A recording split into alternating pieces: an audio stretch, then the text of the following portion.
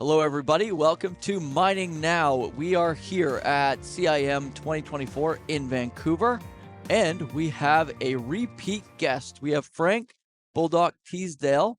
I probably messed up that name, but that's okay. You can correct me after. That's all right. Frank is the co-founder and president of Optis Engineering, and we're going to get into basically building on the episode you did last year with Roy Slack, and kind of talk about your, you said, like, when we were talking before, you really went into the mining sector. So since we last CIM, how has that been, and how's the industry going for you? Yeah, first, thanks for having me. So it's a blast Yeah. being back here again. If you invited me for the second time, I guess everything went well on the first one. I think so. But yeah, it's been a wild ride for the last year for us. We've been laser focused on really ventilation, pumping, really focusing on getting fresh air to the underground workers, getting their feet, keeping their feet dry or Yeah. the floors dry, making sure that there's no flooding on the sublevels by keeping fans and pump healthy. So it's really been our main focus for the last year. Okay. We've been building on partnerships as well. Excellent. So I'm looking forward to discuss that with you in the next minutes, but it's been a lot going on. So we're really happy to be here today. We have a booth. It's been an awesome event. Fantastic. We're at the last day already, so it went by so fast. But yeah, great experience so far. Are you when you went to CIM last year and now this year, was that your plan? I guess that was in May 2023 to really go heavily into the mining and see what you could basically do in that space for the fans and pumps? Yeah, absolutely. It was part of the strategic plan. Yeah, we've been building momentum towards that for the last 5 years, definitely. Okay. We still, as engineers, turbo machinery engineers specialized in fans, pumps. We also have expertise to do compressors, propellers, rotors, name it, right? Right. So we've been called to work in other industries. I think our last time we spoke of our involvement in aerospace, Yes. in mining. Yes. So that's still been going on. Yeah. But we saw a lot of value working with mining companies, providing peace of mind to prevent failures. Right. So we sort of moved away a bit from, I guess, the design part of the business and mostly focused on, getting actual assets, critical assets, main fans, main pumps, just to keep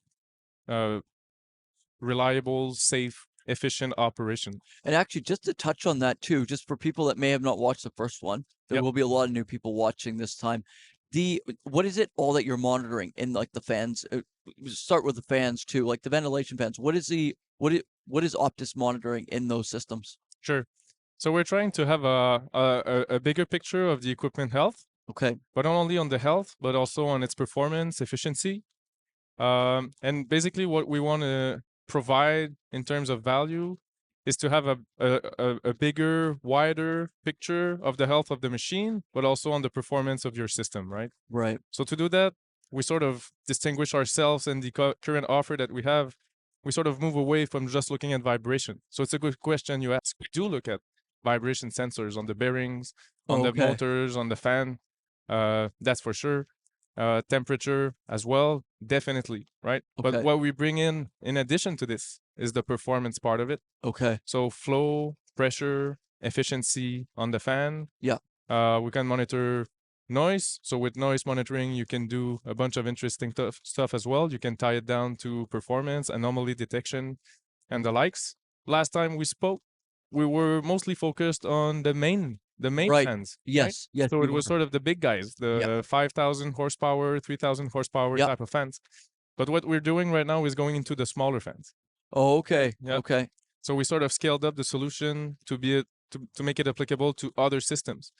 So I'm talking about that because it's not only focusing on the instrumentation points of a single fan right now, but bridging together various fans as individual monitors or various equipment as individual monitors across the system. Okay. So it allows us to have a complete picture of a ventilation system. Yeah.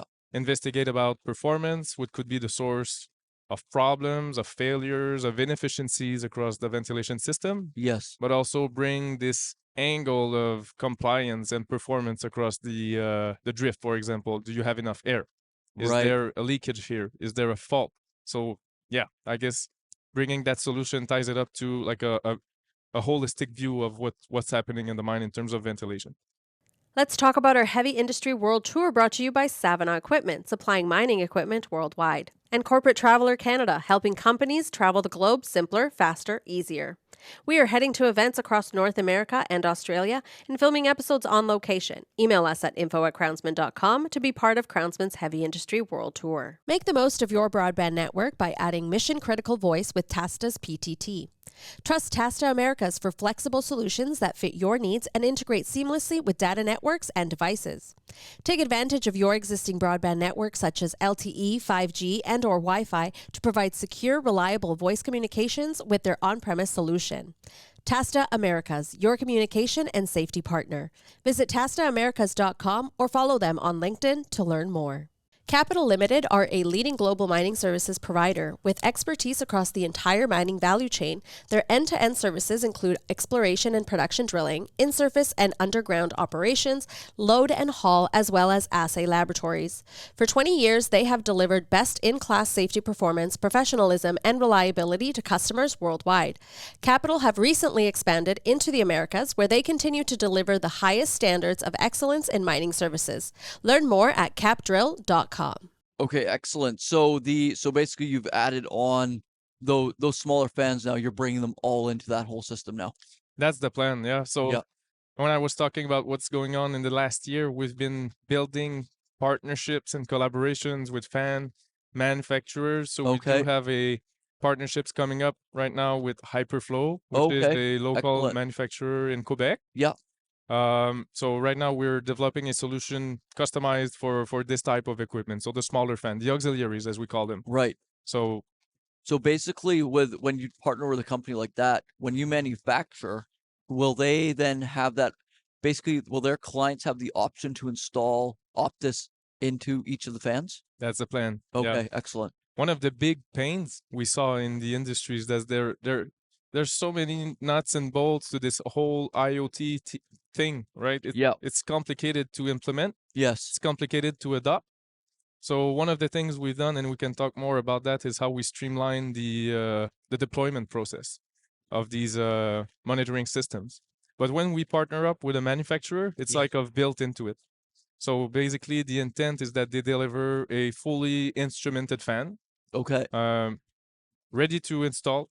So you basically have to install it wherever it's needed. You connect it to the network, and you're ready. You're ready to monitor. So now you mentioned streamlining that. Is that part of it, like having those manufacturers with them already, or is there other parts to that as well? That's a part of it.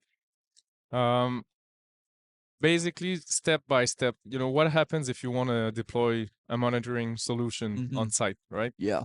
There's various people that you need to bring in and around the table. It's not as simple as that. Just thinking about the IT, OT department to get access to a secure data pipeline. That's one thing. Right. The instrumentation team, just to make sure that you have the right sensors, that the data that the sensors are providing is accurate, it's reliable, it's actionable, right? Yes. So working around these teams, and you bring in the ventilation team with their requirements and the requirements for the operation. So you want to make sure that you tie also your solution to their needs. Right. So we sort of develop a step-by-step process to make sure that we address all of these checkpoints and have a seamless, implementation deployment on site with as minimum time as Yep. possible and as few mistakes as possible. Yeah, of Yeah. course. Do you have any in the last year now? It's awesome to see kind of that growth and the evolution of Optis since even the last time we had you on. Has there been some specific projects that are stand out to you in the last year? Definitely. Well, there's been a few interesting success stories, that's for sure. Okay, great. I can't remember.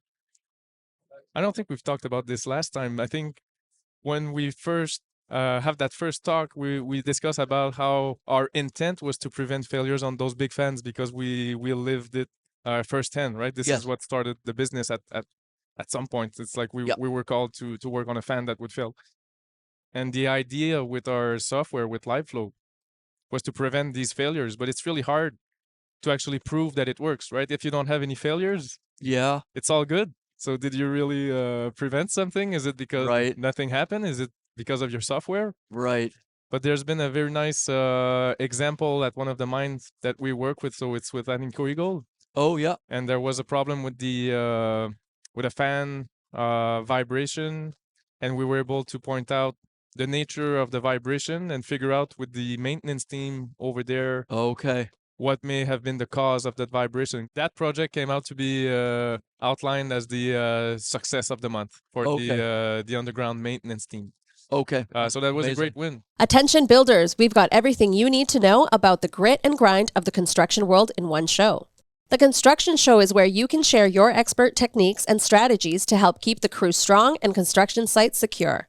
From foundational tips, industry trends, safety strategies to advanced equipment and machinery. Be part of the voice of construction. Book your episode and showcase your company to millions worldwide. Visit crownsman.com. CIM is Canada's leading technical institute dedicated to the sustainability of our industry. Members enjoy professional growth opportunities through CIM libraries, publications, webinars, societies, and the job board.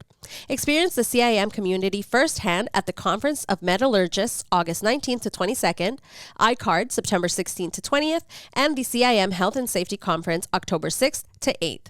Visit CIM.org for more information and join CIM today. So this is really the sort of success story that we're after and that we're looking forward to replicate. Right. And that basically led us to move along and monitor other fans within the same infrastructure and tie it down to the whole system view, which this basically enabled the whole system level approach I was talking to you about earlier Yeah. on the smaller fans. Right. So adding other fans to the system provides us with a much bigger picture of what's going on in the ventilation system. We can do better advice. They have more information. It's better quality information. It's more actionable. So it's all a win-win, really. It's really a nice success story for sure. Yeah, and then I guess do you find that your product is most valuable for like underground mining solutions then? There is a lot of value for underground mines, definitely, because those are extreme work environments. So you want to make sure that the underground workers really have quality air, that they're safe underground, right? So how do you Yep. ensure the safety? Well, it goes back to the health and the reliability of that asset, that critical asset, that main fan. You want to make sure that there's not going to be a flood underground that's going to be flooding those underground levels. So you have to make sure that your pump is reliable, that it's safe, that it's working as expected. That's definitely a lot of value in extreme work environments like underground mines. But bringing it back to open pit mines, for example, there's also critical pumping stations that are involved in those operations for the dewatering of these mines, Right. these open pit mines. So basically, we also have a partnership that we're building as well with TechnoSub, which is another pump manufacturer here in Quebec. Yeah.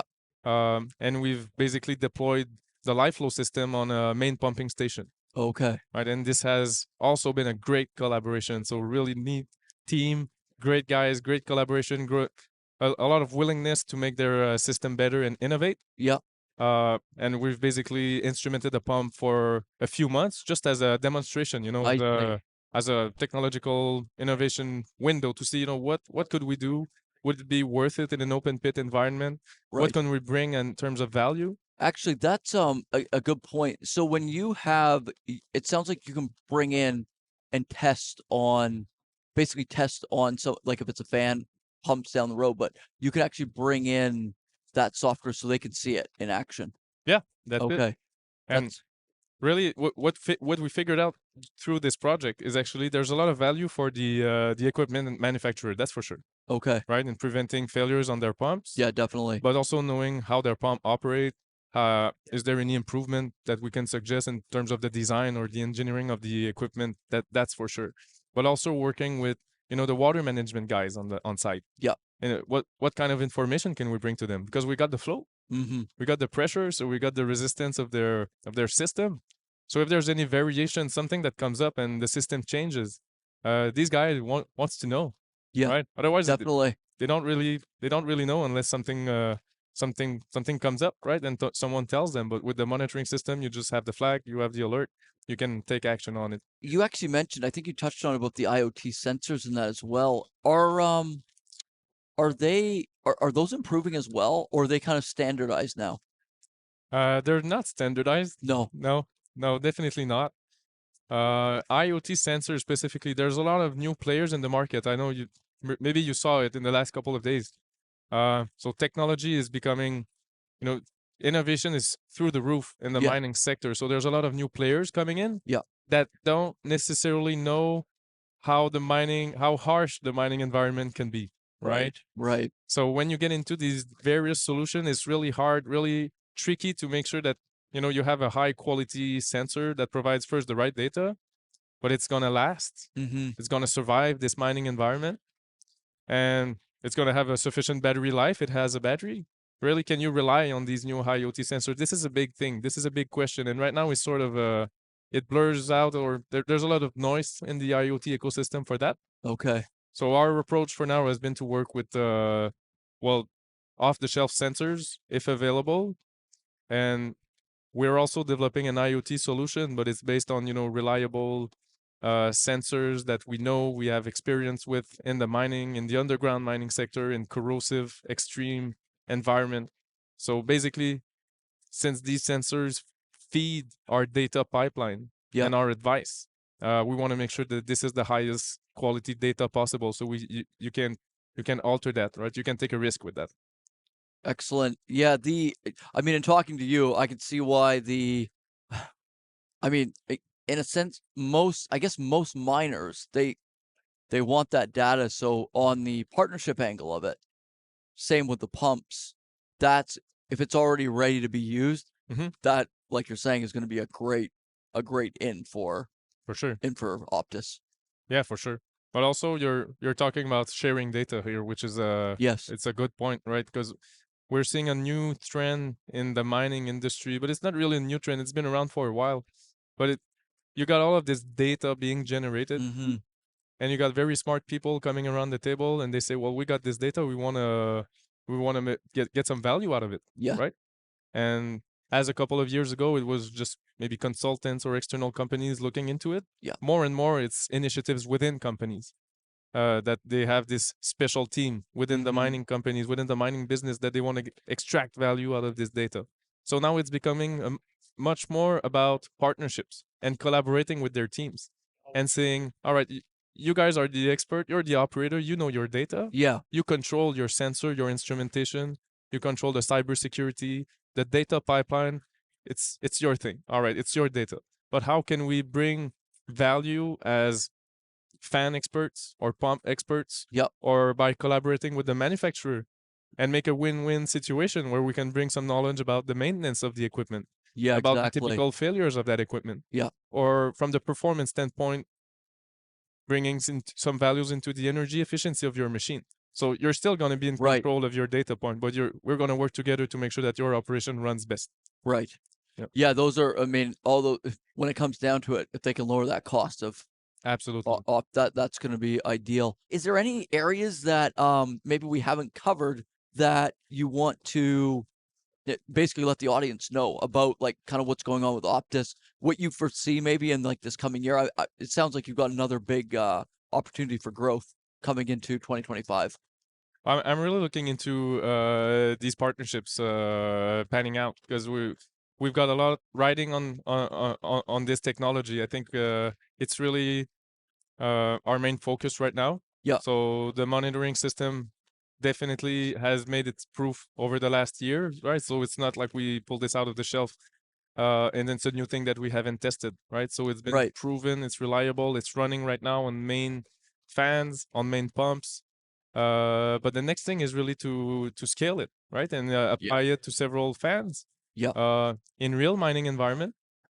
So within the next 12 months, we've been getting the support of the MISA group in Quebec, which is basically the innovation mining innovation organization here in Quebec. Excellent. And there's been this Vortex project, which is basically a pipeline to scale mining innovations in the in Quebec. Okay, So great. we've got this support to work with a pump manufacturer, Yeah. Technosub, and So would that was expand. through Vortex. This is through this program. Yeah. So Excellent. really great program.